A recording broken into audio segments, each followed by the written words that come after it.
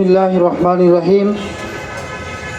ইসলামী যুব মজলিস ঢাকা মহানগরী সাগর থেকে আয়োজিত আজকের এই বিক্ষোভ সমাবেশের সম্মানিত সভাপতি, উপস্থিত প্রধান অতিথি, নেতৃবৃন্দ, বিক্ষুব্ধ জনতা, আসসালামু আলাইকুম রহমতুল্লাহ।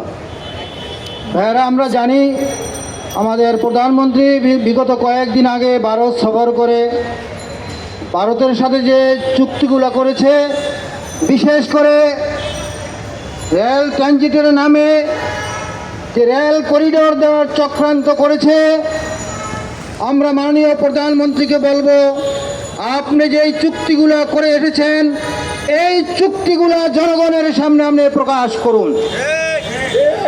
এদেশের মানুষ 25 বছরের গোলামী চুক্তি কখনো মেনে নেয় নাই। এদেশের মানুষ ভারতের গোলামী কখনো মেনে নেবে না। মাননীয় প্রধানমন্ত্রী, আপনি বলেছেন এই রেল চুক্তির মাধ্যমে নাকি দেশ লাভবান হবে।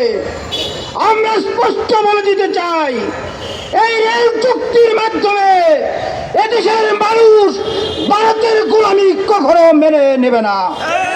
আসুন ভাইয়েরা, আমরা রেল চুক্তি সহ যতগুলা দেশ বিরোধী চুক্তি করা হয়েছে এর বিরুদ্ধে আমরা তীব্র আন্দোলন গড়ে তুলি।